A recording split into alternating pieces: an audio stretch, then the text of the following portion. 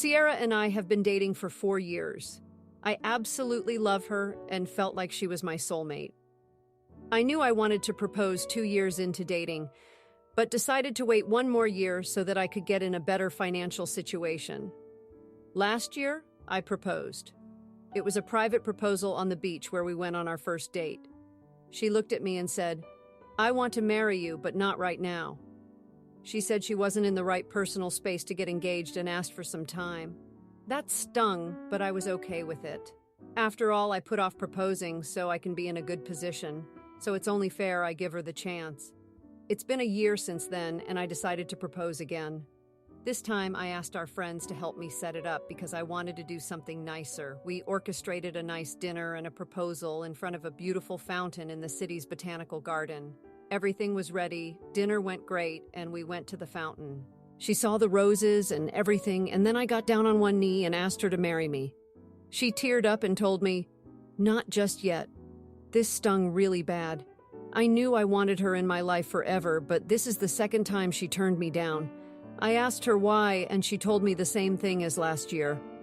I asked her if someone was holding her back, maybe family or friend, and she just said, "I just want to make sure that this will work." This hurt me more than the 2 rejections.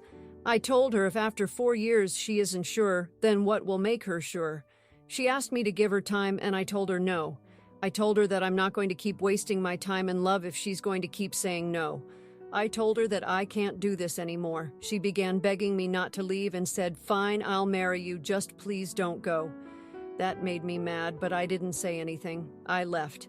My phone has been blowing up with some of our friends, her parents, and her telling me that I'm an idiot for throwing away a 4-year relationship because she said no and that I was being a big baby. She just needs some time. The other half of our friends aren't on my side, but they're not on hers either. I don't think I'm an idiot for this. Did I overreact? Am I an idiot? If so, how much more time am I supposed to give her? Edit. We are both 29 years old. Edit 2. The second proposal wasn't done in front of my friends. They just helped me plan it and stuff. It was just her and I. Edit 3. We had discussed marriage shortly before I proposed the first time. She was into it and even told me that she couldn't see herself with anyone else. She seemed eager about the idea of marriage, which is why I was shocked the first time and then angry the second time. Now, here are the comments. Comment 1. Not the idiot if after 4 years she's not ready to marry you, then I doubt she wants to. When she asked for time after the first proposal, she should have explained everything and said why she needed time in depth. You clearly were ready for marriage and wanted to take that step. After 4 years, that's completely reasonable. Move on and find someone more compatible with you. The fact she changed her mind about it after you left and then had friends and family messaging you and insulting you just means you dodged a massive burden by not actually marrying her. Comment 2. Not the idiot. If she wants to get married, she'd get engaged and have a long engagement. People do it all the time. I was in the no kids not getting married category. The second I started talking to my now husband, I knew he was different and he'd be in my life forever. In my mind, it was life partners. Then I got pregnant shortly after. Then 4 years in, he proposed. I was shocked. Then we didn't get married until 3 years later. It sounds like you're ready to settle down, and she's not. It's painful, but you guys can love each other and not be in love. Comment 3. Not the idiot. Engagement is exactly what she's crying about. Making sure it's what you really want before taking the final step of marriage. I know you don't need to get engaged to decide if a person is right for you, but to me, it seems like the last, are you positive, you want to spend the rest of your life with this person? Step in a relationship. Her only saying yes to keep you around is very telling. I'm so sorry you're going through this. You'll find someone who wants to align with yours. Now, for the next story. My brother, Mark, 40 years old, won the lottery when he was 20. It was $1,000 a week for life. He was young and wanted to travel. He dropped out of school and has spent his entire adulthood basically seeing the world. He comes home to visit every few years and we FaceTime with him when he is near a signal. He doesn't travel first class or stay in expensive resorts, so he has actually built up some nice savings. He came home with a girlfriend, Haley, 28 years old this year. They met when they got stuck in South America during the pandemic. She has been traveling since she graduated from university, and she works remotely using a laptop. I, female, 54 years old, live in the same city where I was born. I love it here. I love being close to my parents and my grandchildren, and most of my siblings. Mark hated being the youngest of 8 and always swore he would not have kids. Our parents were older when they had him, and they didn't have the energy for him, truth be told. Mark came home when he was 30 and told us all that he had had a vasectomy and that he would not be contributing to the world population. Haley is a pretty young woman, and she is also intelligent and sweet. I can understand why anyone would fall in love with her. We were having a family BBQ to celebrate Mark being in town. There were maybe 30 people in my parents' yard and house. I was talking to Haley about her future plans now that the world opened up again. She said that she was ready to settle down and start a family. I asked if they were planning on adopting from one of the countries that they had traveled to or if they would try in North America. She said they had talked about it and would be having at least one child of their own. This may be where I screwed up. I asked where Mark got his vasectomy reversed or if they were having in vitro fertilization. I know they can harvest sperm from a testicle even after a vasectomy. She went very quiet and went over to Mark. They spoke and they left. Mark called me later that night to scream at me for ruining his life. He hadn't told her, and he was planning on just continuing to travel and maybe adopt if they decided on it. He said I shared private medical information and that he never wanted to see me again. I apologized over and over. I seriously had no way of knowing that he was planning a future with this girl without telling her a pretty big piece of the puzzle might be missing. I feel bad for him, but I think he should have told her. Now, here are the comments. Comment 1. He hadn't told her, and he was planning on just continuing to travel and maybe adopt if they decided on it. First off, doesn't sound like he was ever going to tell her, and if they decide on it, there is no if they. He has already made the decision when he chose not to inform her of his vasectomy. Not the idiot. If anything, you might have done this girl a huge favor, and even your brother as well. He may not think so now, but what if this is what she really wants? Is he going to have kids just to make her happy? Or what if she decides to not have kids to make him happy? Sounds like this could lead to resentment down the road. Comment 2. It wasn't private medical information. He literally shared it with the entire family when he was 30 years old. If he wanted it kept private, he wouldn't have told his entire family. Nobody forced him to say anything. He did that on his own. How were you supposed to know that he was lying to this woman's face and that he was always planning on dragging things out as long as possible before coming clean or lying and saying he was infertile? Not the idiot. Comment 3. This reminds me of a Dear Prudence letter. The husband and wife were trying for a baby, and the wife felt like it was her fault. The husband was being supportive and helping her through it. One day she was talking to her mother-in-law, husband's mother, and the mother asked if he had reversed his vasectomy. Well, she ran for the hills.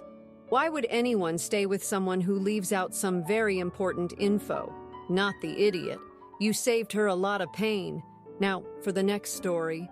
My sister, 30 years old, got married yesterday. I, 32 years old, was so happy for her and agreed to help her out. She told me that the wedding was child-free, which I understand.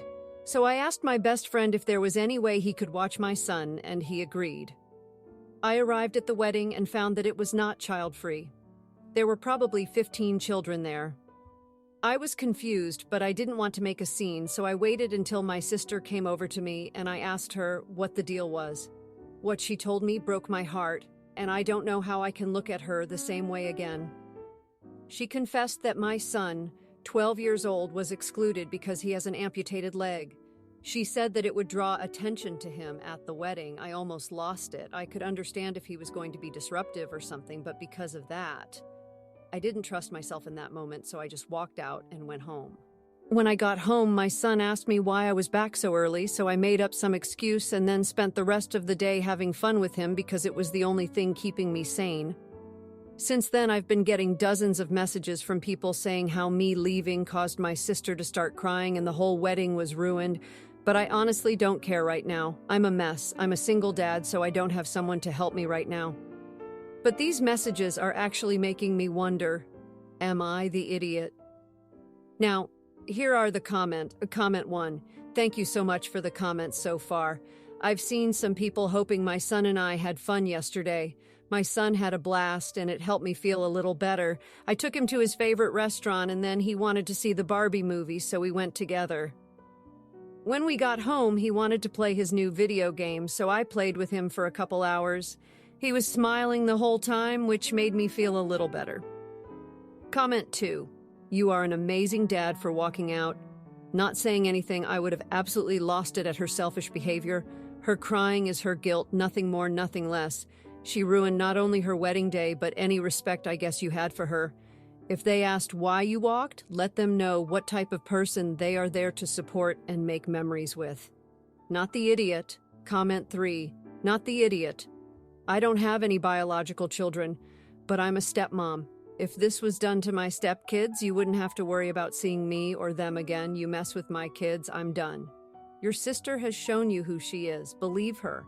I personally would cut her out of my life. Now for the next story. 10 years ago, I let my cousin into my house when he was 16-year-old. Every one of my video games he handled that day was missing the next day. He took the discs from the cases, and who knows what happened to the discs after that. Some of those games were rare and out of print. As soon as my mother found out, I told his father, my uncle, about this. She called my uncle up and told him that because I was a diagnosed Aspie, I did not really know my cousin stole the games from me. My cousin got away with stealing from me because of that. My mother later admitted she knew she lied to my uncle because she was worried that my cousin being grounded all summer would be bad for his mental health. Now I have a house and I refuse to let this cousin into it until he apologizes for stealing from me. My family is telling me I am being childish because he was a child when he stole from me, but I think he learned it was safe to steal from me thanks to my mother's intervention. How should I handle this? Now, here are the comments. Comment 1. An apology is the very least you should be asking. How about $200,000 worth of payback, plus an apology, at the very least? Has he no shame? Can't believe he hasn't even apologized or made some excuse. I'm sorry you had to go through that. Why don't you ask your family if they'll mind if you steal $200,000 worth of their stuff? It'd be childish to mind, right? And wow, your mother is a piece of work. Absolute, not the idiot. Stand your ground. Hope you have managed to rebuild your game collection. Comment 2. Not the idiot. So you're Asperger's and they wonder why you can't let it go? Sometimes I think often people with special needs are smarter than most of the so-called normals. Don't let it go. If it were me, he'd have to apologize and pay for replacements, but I'm a bitter old girl who hates thieves and loves gaming. Edit to add, sorry, neurodivergent. I'm still stuck on old definitions. I didn't want to edit out the mistake though, otherwise the following comments wouldn't make sense. Comment 3. So your cousin being grounded is bad for his mental health, but you facing injustice, theft, and having nobody trusting your claim, and knowing your mother doesn't have your back is good? Your mother didn't want to create waves in the extended family by disregarding her child. Her choice. Now you want to enforce your boundaries. No thief in your house. Your choice. Period. Not the idiot. If you like this video, you'll probably like these too. Also, while you're here, please consider subscribing. It's your support that keeps this channel alive and allows me to make better and longer videos. Have a great day!